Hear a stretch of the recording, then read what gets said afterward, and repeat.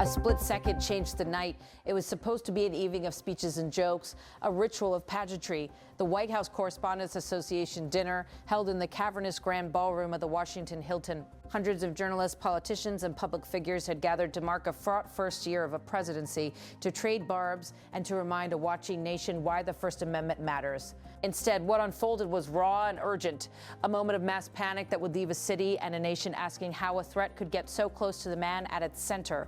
Shortly after 8:30 p.m. on April 25, guests began to hear something that sounded unmistakably like gunfire. Chairs scraped, glasses shattered, napkins were left crumpled on plates. People dove for cover beneath tables. Waitstaff abandoned trays and ran. In a matter of seconds, the room, a place designed for spectacle and rhetoric, became a scene of survival. On stage, President Donald J. Trump had been taken and engaged with the evening's entertainer, mentalist Oz Perlman, who rose to national prominence on America's Got Talent in 2015 and has since performed for television audiences, athletes, and corporate clients, was interacting with the president when the chaos began. Video from inside the ballroom shows a sudden, fast-moving scramble. Secret Service agents surged into place. The president stumbled as agents moved him quickly through a corridor for a heartbeat. He lost his footing. Agents steadied him, lifted him, formed a protective wall, and carried him out of the room. The sight was urgent and instinctive, trained protectors doing what they are sworn to do. Officials said the shots originated near the main security screening area.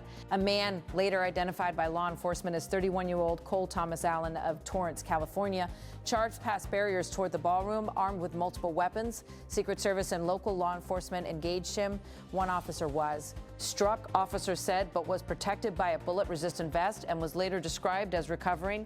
Authorities uniformly praised the speed of the response. Counter-assault teams, tactical units, and local police converged in seconds, preventing what could have been a catastrophe. Shortly after the incident, the president shared an image on his social media platform showing a shirtless man restrained on the ground, hands bound behind him as law enforcement secured the scene near a staircase at the hotel. The photographs, stark and immediate, crystallized the night for many viewers. A captured suspect, the aftermath of a near tragedy. The president called the man a sick person, a very sick person, and issued a warning that similar threats might surface again. In a separate post, he wrote, "Quite an evening in D.C. Secret Service and law enforcement did a fantastic job. They acted quickly and bravely. The shooter have been apprehended, and I have recommended that we let the show go on, but we will be entirely guided by law enforcement." Inside the ballroom, the immediate human reaction was simple and familiar: hide, hold, pray. Hundreds of attendees, journalists, elected officials, and others lay under tables, covered each other with their bodies, whispered reassurances. Some crawled towards service exits. Others clung to their phones, trying to reach loved ones and colleagues. Those who had come to celebrate free expression instead found themselves living its most dangerous test. Outside the Washington Hilton, law enforcement sealed off blocks, helicopters hovered, and tactical teams swept the area. National Guard personnel were deployed to manage the evacuation and to secure perimeters as guests were gradually allowed to exit, though they were barred from re-entering. A scene revived a haunting echo of history. It was on the steps outside this very hotel in 1981 that President Ronald Reagan was shot. The comparisons were immediate and unavoidable. Reminder that public life in Washington has always carried risk. In interviews and public remarks after the incident, the president praised the rapid response and the work of the Secret Service and local law enforcement. He said one officer was shot but saved by the fact that he was wearing obviously a very good bulletproof vest. He was shot from very close distance with a very powerful gun, and the vest did the job. I just spoke to the officer, and he's doing great. He's great shape. He thanked those who had helped, and as he has in the past, framed the night as a test of civic resolve. We're not going to let anybody take over our society. We're not going to cancel things out because we can't do that. Law enforcement officials identified the suspect as Cole Thomas Allen, 31, of Torrance, California. Video released by authorities appears to show the suspect running past security barricades before being engaged by agents. Reports indicated he may have been a guest in the hotel. And that he was taken into custody and transported to a hospital for evaluation.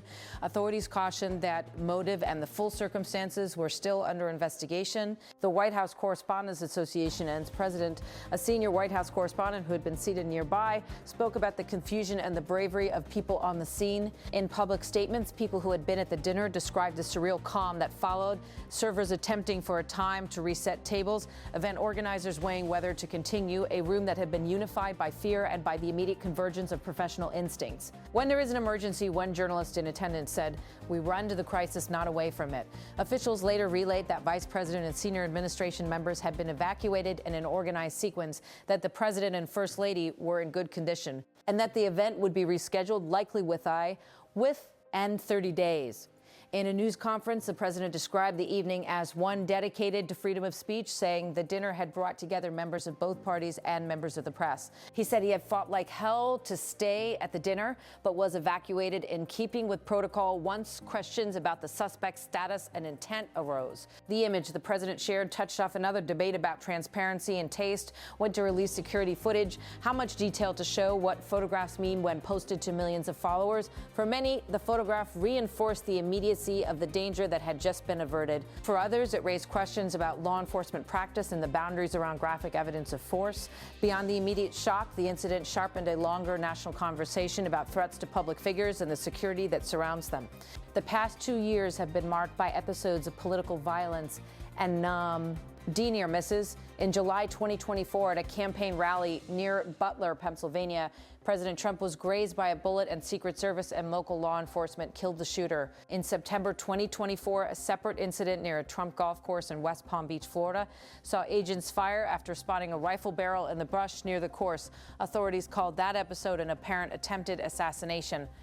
Those events, and now this one, have left security officials and elected leaders grappling with what it means to protect public figures in an era of widening access and heightened political rancor. Security questions were immediate. How did an armed man get so close to a ballroom filled with some of the country's most prominent media figures? How are screening and magnetometer operations organized at venues hosting high-profile officials? In the hours after the incident, investigators executed search warrants, reviewed security footage, and worked across agencies. The Threat Service, in coordination with the Metropolitan Police Department, federal prosecutors, and the FBI, to reconstruct the chain of events, to determine whether the suspect acted alone, and to assess whether any planning preceded the attack. For those in the room, the memory will be tactile, the weight of bodies huddled together beneath tables, the metallic taste of fear, the sudden hush that follows an alarm. For journalists, a profession that often rushes toward danger, the event posed a paradox. The White House Correspondents' Dinner is a celebration of reporting and a reminder of the role of a free press. It is also a gathering where many of those who cover the corridors of power sit cheek by jowl with the people they cover.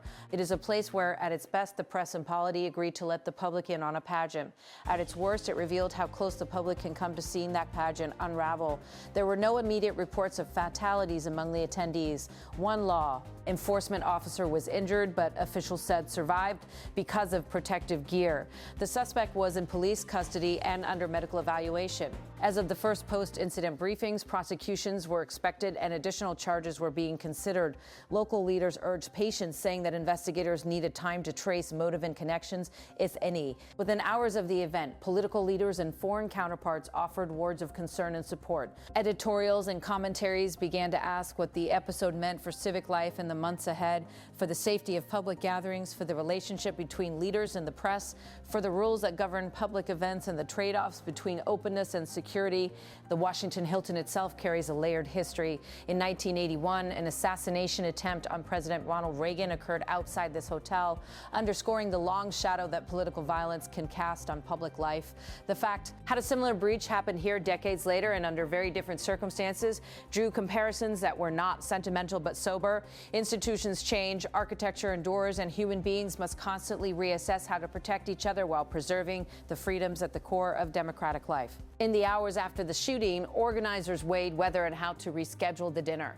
The president said the event would be rescheduled within 30 days and pledged it would return bigger and better. For many attendees, that pledge was as much about defiance as it was about celebration, a statement that a night meant to honor the press would not be dictated by fear. But the questions will linger. Investigators will examine entry points, security protocols, and the decisions made in the moments when seconds decide outcomes. Lawmakers will ask hard questions about how to secure high-profile events without turning them into fortresses, and the public will continue to.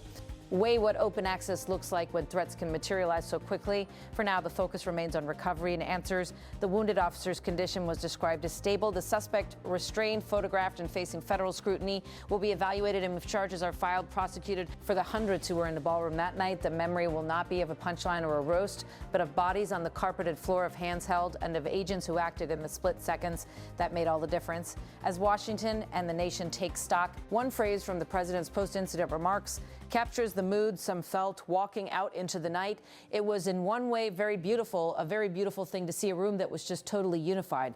In the face of an abrupt and violent threat, strangers had become protectors of strangers. In the days and investigations to come, the questions will be technical and legal, but the human image that injures is elemental. People covering one another, agents forming a shield the president carried to safety, and a ballroom that, for a few traumatic minutes, held the fragile, stubborn stuff of civic life. The investigation will continue. The questions will multiply. And for the reporters and officials who were there, the work of telling the story and understanding what it means for safety, for speech, and for the rituals of public life begins in earnest.